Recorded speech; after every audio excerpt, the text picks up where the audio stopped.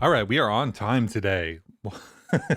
So let's start off with there was another PR to the repo. Thank you, because there have been a bunch of people who have been cloning this repo and they've been trying to use it. And I assume that they have been doing just fine because they tell me they're using it later. But now there is actual instructions for the additional things that you need to install if you are going to actually try to use this repo. There is a change I want to make. You don't need to rust up default nightly. But yeah, thank you very much. I appreciate all of y'all's PRs. They're really useful. And 2 quick mentions for part 2 from day 1. I implemented 2 additional solutions to this. One of them was, I don't know how to pronounce this, Aho Korosik. I don't know. I am sorry. In any case, what we had to do yesterday was basically find a bunch of matches, right? And this crate is an implementation of this algorithm, which is finding matches. And there's a function here called find overlapping iter. So we can find all the matches, including the overlapping ones, which were the problem yesterday. And then this from matchables function is just a match function. And we're done. That's it. So very much the slowest solution of the bunch, but also very much the most straightforward, I feel like. It applies very well to the problem. And then if you're really into it, I'm not going to cover this one, but I did implement a nom parser that works for part 2. So that was super fun. And if you don't know nom, maybe come back to it later after we cover nom a little bit more. So let's take a look at day 2, the Cube Conundrum. We're launched high into the atmosphere. Wait, we didn't get out of the trebuchet? Okay.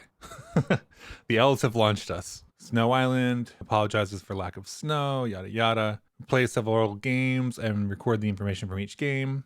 So this is our information. Ooh, maybe nom parser today. Nice. Each game is listed with its ID number. So game ID followed by semicolon separated list of subsets of cubes that were revealed from the bag. So 3 red, 5 green, 4 blue. So game 1, we had these cubes and so on.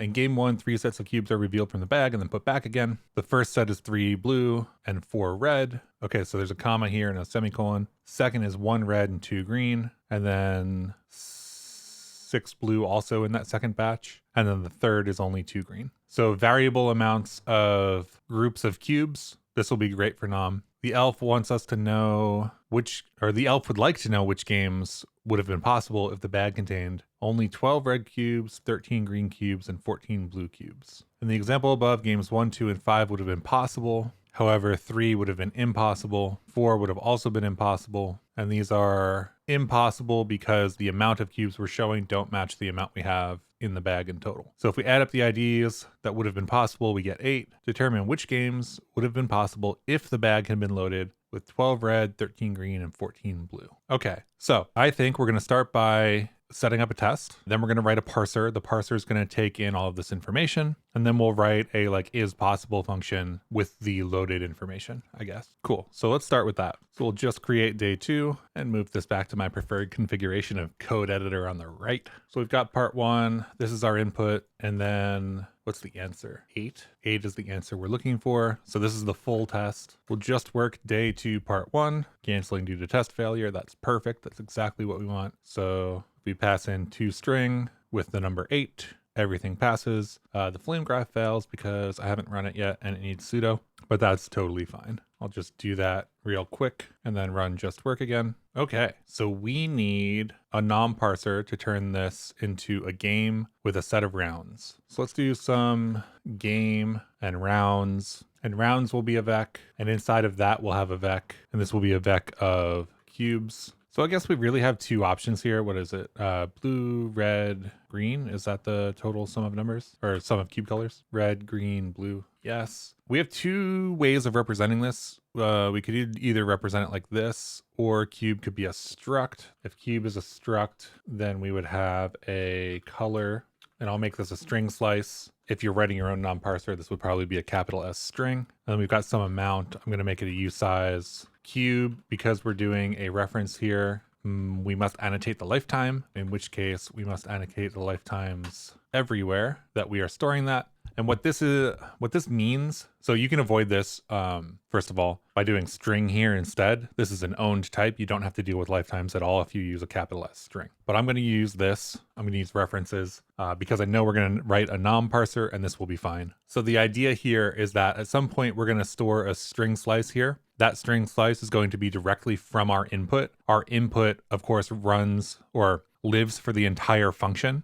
or the lifetime of the entire function. So it will be around the whole time and we can reference that the whole time. So everything should be fine if we use references here. We do need to specify that we are using references and how that flows through our struct, but that's all good. So in that case, we need to write our parse function, call this like parse games, I guess. So I think what we're gonna do here is return a vec of games.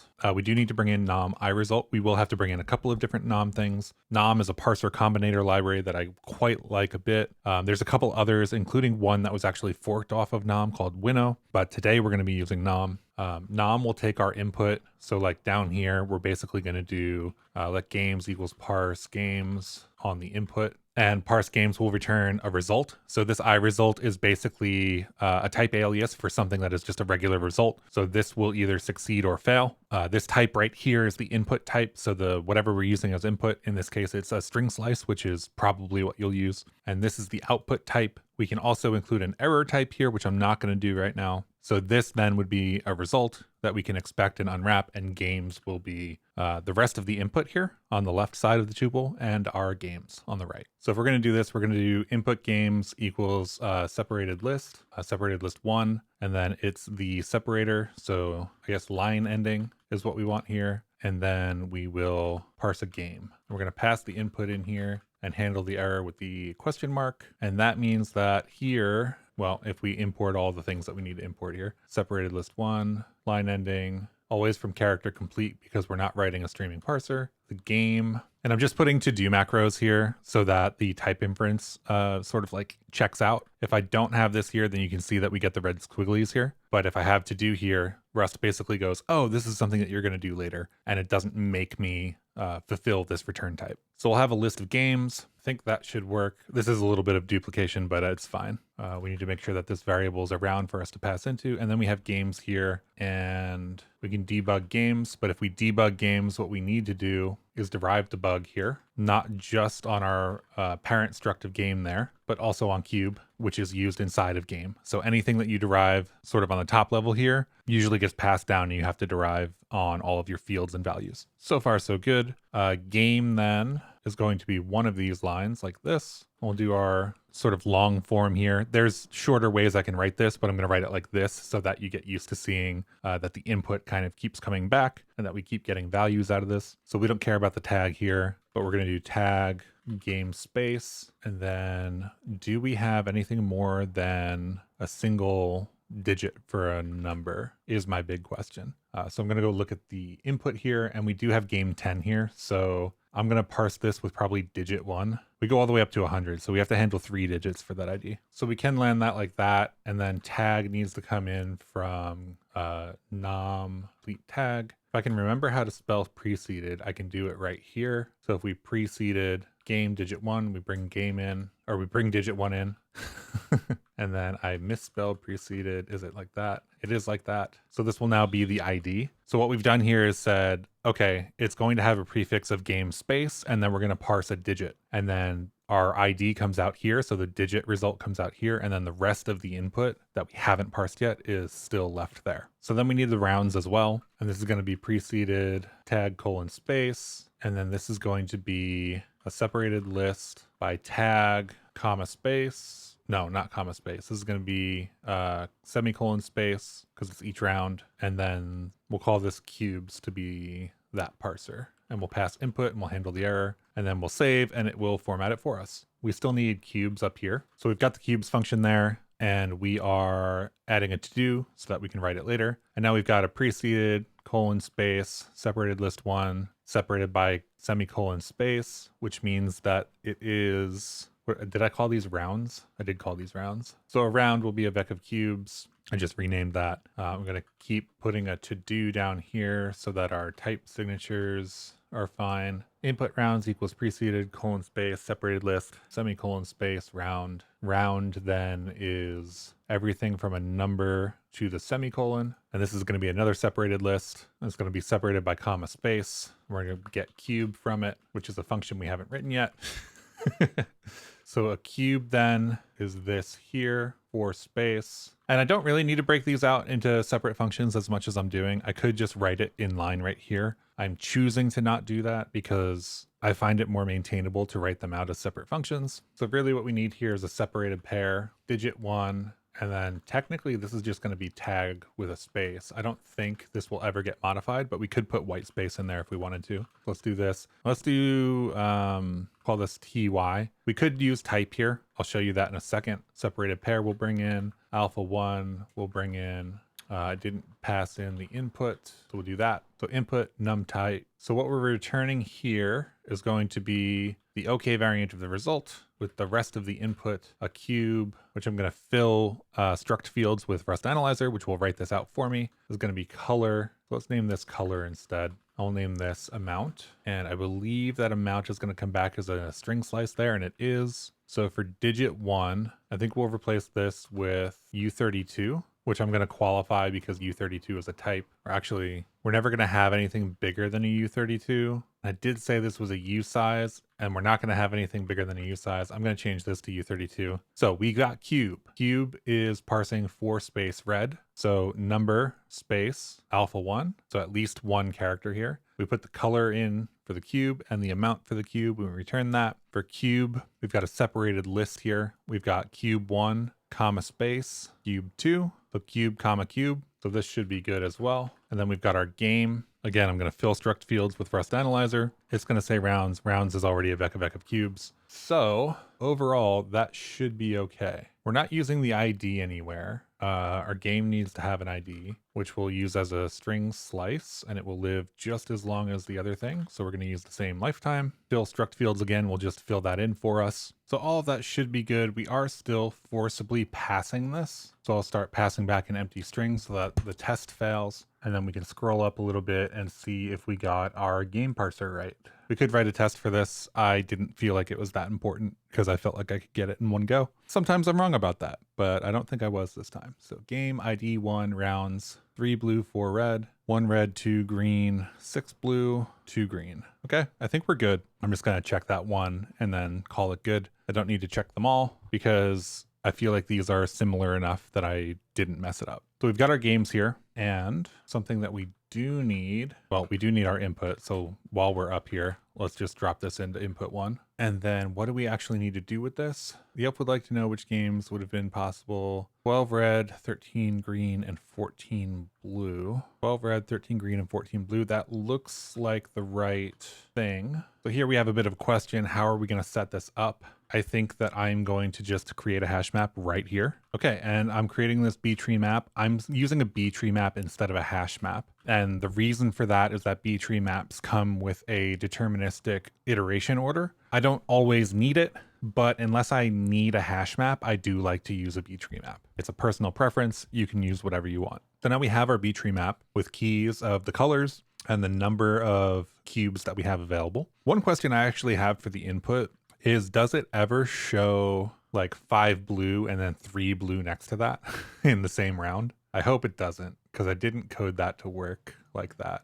Okay, so we've got map. Let's say we need to take each game and we need to iterate over it, right? And we need to add the ones, or add the IDs of the ones that are valid games or invalid games. I forget which. Add up the IDs of the games that would not have been possible. So we need to figure out if a game is possible or not. I think I'm going to comment that for a moment. And on game, I'm going to implement game, and I'm going to create this function called isValid, and it's going to take a self and a BTreeMap of string slices and U32s, which is what we have. I think we're going to take this as a reference, and this is going to return, I think, a U32, so it returns the ID effectively. The one thing we do need to do is, because we have the lifetimes in game, we do need to specify the lifetimes in the simple. So how do we tell if a game is valid, right? So self.rounds, right, .iter. So now we have each round. What do we want to do with each round? Each round is going to have a vec of cubes, and those cube amounts have to be less than the cube amounts in the BTreeMap. So I guess we'll filter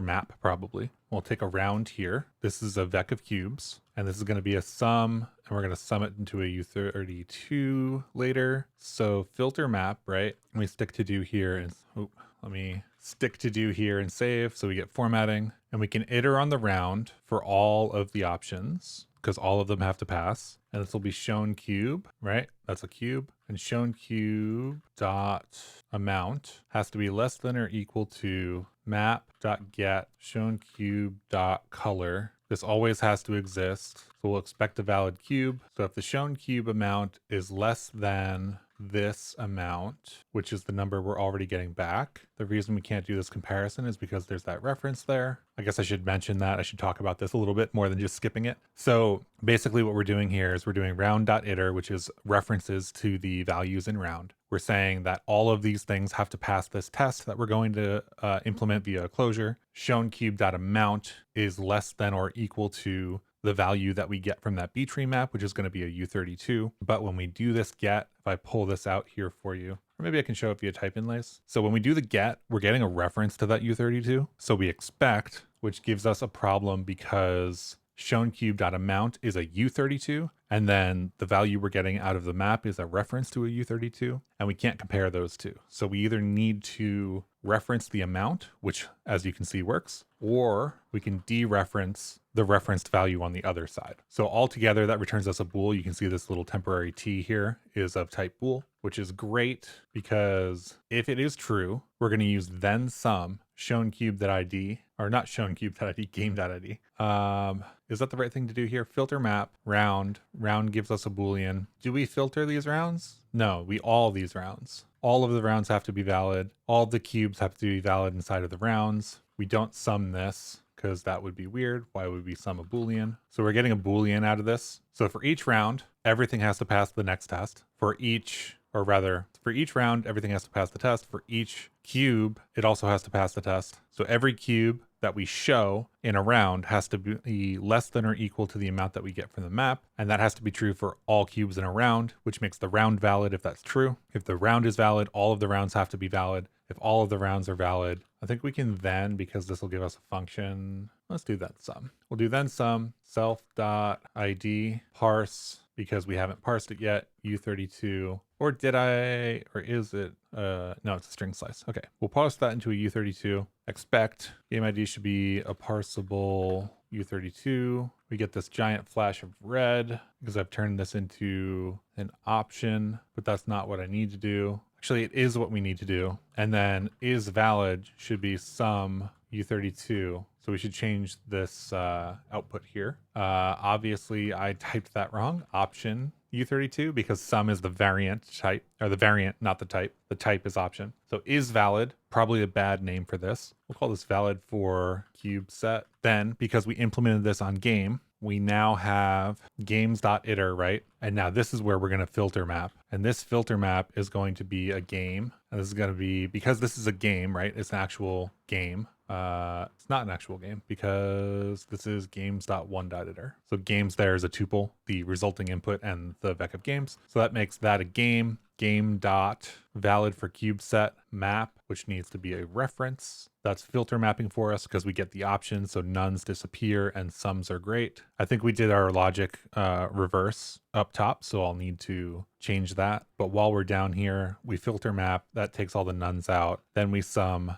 That's going to go into a U32. And I believe this is going to be our answer. So we'll toString this at the end and I'll wrap it in OK. And that's all good. The problem is it's not going to pass our test because I think I wrote the logic up here wrong. Or rather, it is going to pass our test because I wrote the logic correctly and I thought I wrote it wrong. So we need 8 here and we're getting 8. So self.rounds.all, the round is valid, the cube is valid. We're supposed to add up all the invalid ones, right? Oh, add up all the games that would have been possible. So we're good. I did everything right. Okay.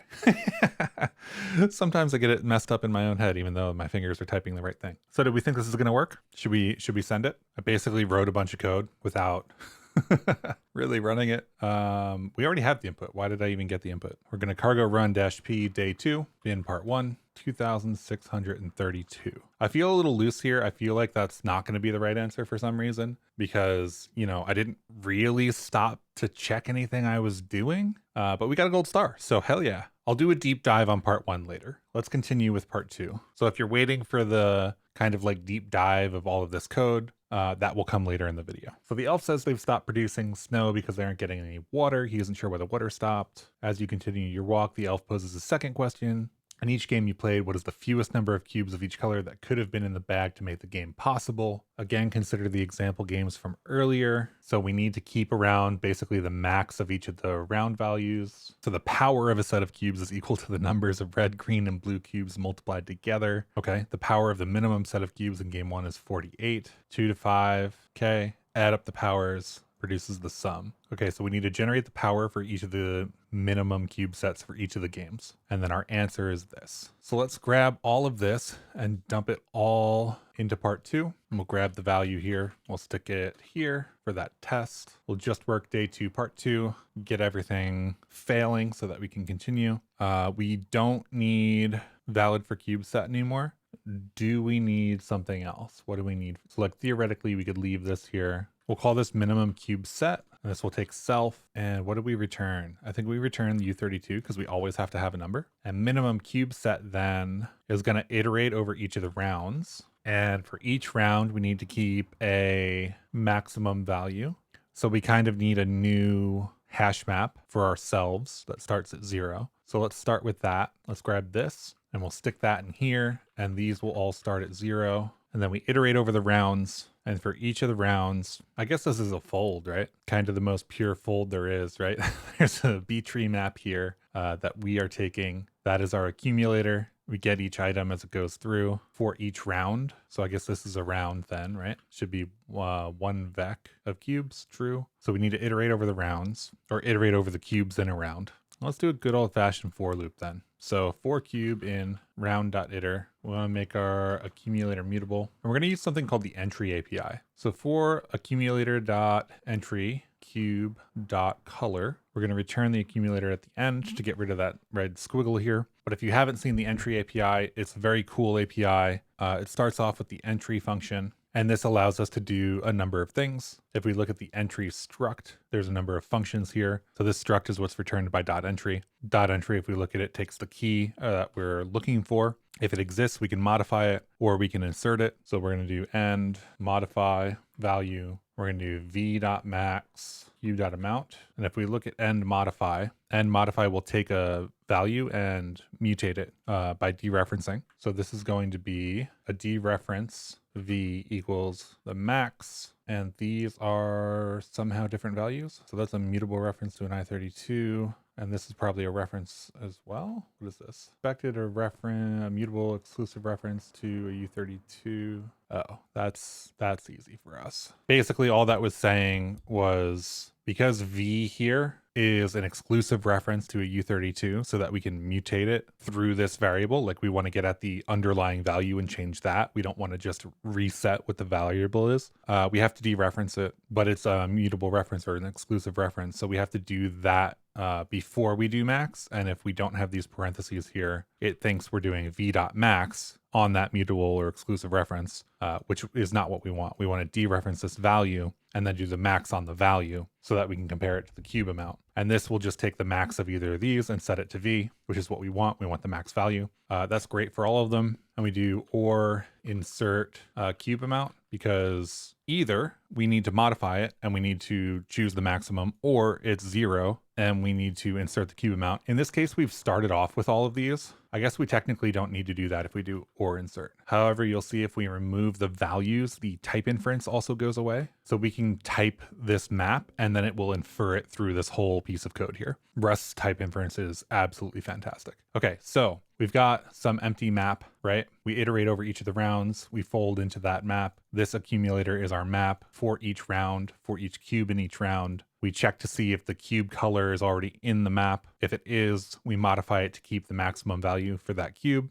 or we insert the current amount and we return the accumulator. So altogether, we end up with this BTreeMap, right? And this BTreeMap is going to include all of these sort of maximum values for each of these sets. So the minimum set of cubes in game 1 is 48. Oh, the power. It's the red, green, and blue cubes multiplied together. So we can do like dot values here. And then I think product is the right one to use. And that should give us exactly the same way we did sum in day 1. We can do product in day 2, and we should get the multiplication of all of those values from the BTreeMap. And then I haven't been paying attention to my terminal as it's been flashing by. So we need to use minimum cube set for each game. This goes away because we don't need it. This is the function we call. This doesn't return an option anymore, so filter map is no longer the right thing. This is just going to be map. And then I think we add them all together, right? The power of the minimum set of cubes in game 1 is 48. Adding up the 5 powers, 2286. So I think we're good. Input hasn't changed, but we need to go fetch it.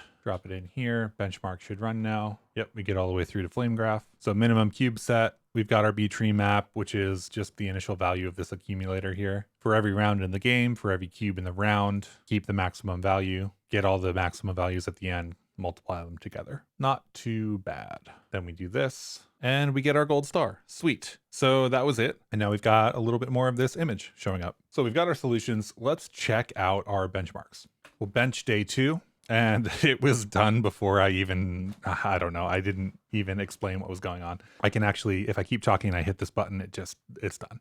So these are really fast. We're talking like 50 microseconds each. That's fast. We don't need to really do anything here, I don't think. Let's copy this in though for benchmarks. So we've got our day 1s here and we've got our day 2s. We can do a little bit of heap profiling here for, let's see, day 2, part 1. Got a couple of warnings that we can get rid of. We're allocating quite a bit here, actually. That's actually more than I thought we were allocating. This might just be the size of the input file, honestly, but I wish I had something in VS Code to tell me the size of a file. That would be cool. Let's rename this day 2 part 1 dhat heap, and let's get one for part 2 as well. So this is 98,696 and before 75,000. I feel like we're not allocating that much. Did I do something wrong? We're not allocating in all of this, right? I guess we're creating 2 vecs in a cube. Maybe we technically could get rid of that, but I'm not going to. But of course we can go to the dhat visualizer, and this is the dhat heap for part 1. Bunch of allocation, vec, raw vec. We could pre-size these vecs. Every separated list is doing allocation because we copy we bring those into a vec. So it looks like actually most of our allocation is happening in parsing. We could definitely bake these algorithms into our code for the parser, I believe. So for example, we're parsing games here, right? And instead of doing that, instead of doing these vecs, we already know the map ahead of time for part 1, right? Looking at part 1, we already have this map. We could pass this in when we parse and just kind of chew through this. I don't think I really care here. I think that this is pretty usable. We've got a parser that gives us a data structure that we can then operate on. And I'm happy with that flow. So we could pre-allocate these vecs. I think we're having a couple of kind of like expansion events for the underlying storage. But overall, I think that's fine. And I don't feel like I'm going to change that. So if we look at the other one, 98,000 pretty much looks the same. A lot of vecs, a lot of parsing, parse games. So you can see that there's kind of the names of the functions in here that we're looking for. So we've got part 2 main, process, parse games, separated list, and so on and so forth. So this is inside of the parser, which makes sense. That's where most of our allocation was before. This is sum in our fold. So let's take a look at our fold in part 2. So for fold, kind of iterate over it, go through it. We build up this hash map, right? So we have to do this. We have to build up kind of something. Well, we don't have to do it in a BTreeMap specifically. We could do it some other way, but we can get those values out and then we do have to sum them. So I'm not too worried about this either. I think there's things we could do here to reduce the heap allocation, but I'm not concerned about it. So we can do a flame graph for part 1 and part 2. This feels incomplete to me for some reason. I know that I'm getting a couple of warnings when I do the flame graph generation. System integrity protection is on. Some features will not be available. And this is running so fast, I'm not even sure that we're even getting the sampling for these flame graphs. I honestly don't know if 50 microseconds is enough time to be able to sample this sufficiently to get a good flame graph. Luckily, we don't have to do any performance work today because our benchmarks are pretty good. So time to do our deep dives. We've got part 1, we've got part 2. Let's dig in. So let's talk part 1. Part 1, we first of all created a data structure. So we've got a struct of a game and a struct of a cube. The game, kind of unfortunately, but not really that bad, has a vec of cubes. We could have named these, but we didn't. So these are rounds, or rather this is game. This is the entire game, and this is a round inside. And then we deal with each of the individual cubes. We did it with references, which is great. You don't have to do it with references. If you did capital S string here, it would be just as fine. and probably easier to deal with. But this is what we're basing everything off of. We've got this game struct and we've got this cube struct for inside of our games. They have different fields. We set them to different types. Everything's fine. And all these lifetimes mean is that at some point, the data that lives in color and the data that lives in ID are going to come from our input. And the easy version for how to think about this is this input is going to live longer than our process function, right? So our input is here, we run process, and input still exists until the end of the function. So we are safe to reference into it at all times, right? While process is running, which means that if we create these structs inside of process, right? We parse these games, we create these game structs. Those structs need to live as long or less long than this input. So the input lives longer. The games reference data directly from that input. So like the name blue here, that is the exact piece of the string that is going to sit inside of our struct here. Given the two structs, we have to write two things. One is to figure out if the rounds or the games are actually valid, if they can actually be played with the amount of cubes that we have. And the other is we have to create those structs somehow. I chose to do that with nom. This is nom. There's also a number of other parsers. Winnow is a nom fork that's very similar, but I kind of like nom and I've been using it for a while, so that's what I'm working with. So we've got this parse games function, and that takes the input that we're giving it, so the string slice. And then we have to return this interesting like type here. That's this iResult. This iResult is literally just a type alias for a regular result where the success value is the rest of the input and the output value, and the error value is a nom error. That's all this is. This is a type alias effectively that takes up to 3 type arguments: the input type, the output type, and the error type. The error type has a default type, which is a nom error, as you can see right here. And that is literally just a result that passes back this tuple that we're seeing here, or we can get the error out of it and return the error. So that's what this is. It's just a result.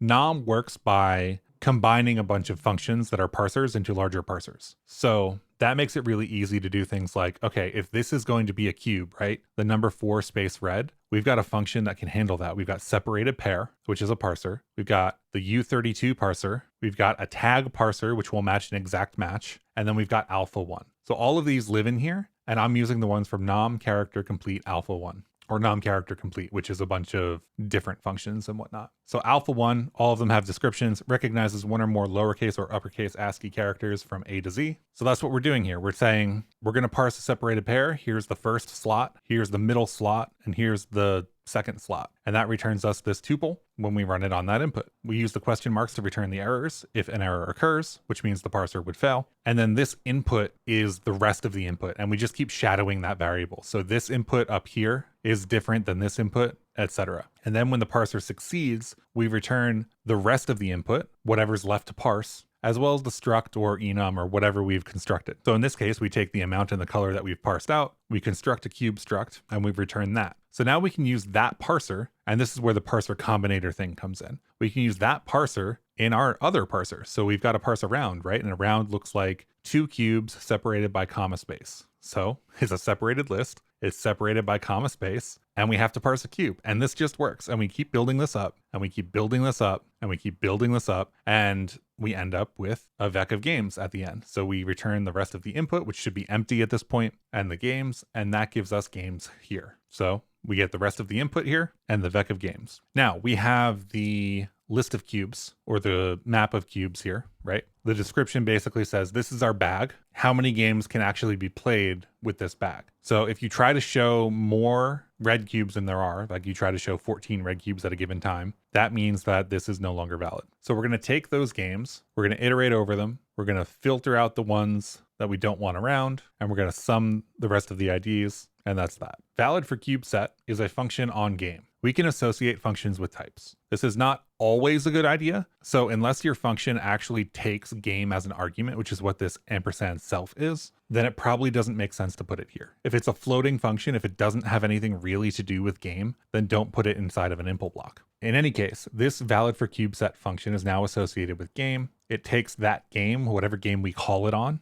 as the first argument, and then the BTreeMap as the second, our bag of stuff. So then we have to iterate over the rounds, which is a vec, check that every round is valid for every round, there's a cube that has to be proven to be valid. And in this case, they're valid if the amount we're trying to show is less than the amount we have in the bag. We use .get to get that value out of the bag. And in this case, all of our colors line up. So we should be able to expect this, because if this ever goes wrong, then we've messed up. All of this will tell us whether the game is valid or not. If the game is valid, then we want to return a value. If the game isn't valid, we want to filter it out. So that means that we should return an option here. We can either have a valid game and return the parsed ID, or we return none. In this case, we parse, much like we did yesterday, and we expect that that works because the input should always give us a valid number. And if it doesn't, that means we did something wrong. We want to know immediately. So our program panicking and crashing here is good for us. Again, Rust is an expression-based language. So the return value here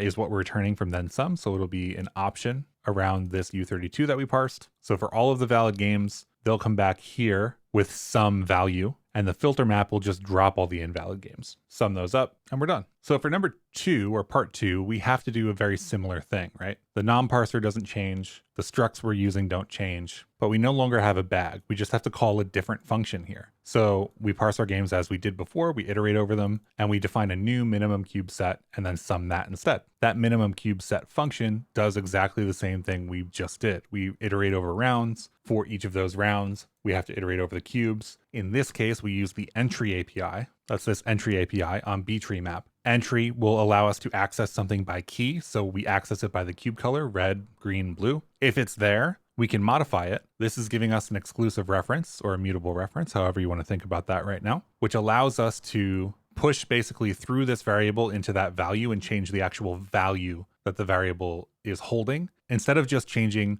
what the variable itself is holding. So we want to actually mutate the inner value rather than just change what the variable is holding. This is very much like if you had, let's say, a ball inside of a box, right? And that ball was blue and you wanted to paint it red. Mutating this through this exclusive reference is painting it red. If somebody came along and took the blue ball out and put a different red ball in, then we would just have a different red ball inside of that box. And that's not what we want, because the other value would still exist somewhere. We're going to mutate that inner value. We do that by taking the value and comparing it with the cube amount. We can do this by doing .max. The max function is defined for a U32. It basically takes the U32, takes something else, and returns the bigger of the two. So if we have it, we modify it. If we don't have it, we insert it. That means we don't actually need to bootstrap this BTreeMap up here. We return the accumulator, this BTreeMap that we've been building up. This returns the BTreeMap when we're done with it. We get the values out of that BTreeMap. We multiply them all using product. Product is interesting because it's a trait that can be implemented for iterators of a specific type, or that have items of a specific type. So if we go down, we can do product F32 for F32s, U32s, I32s, wrapping 32s, whatever.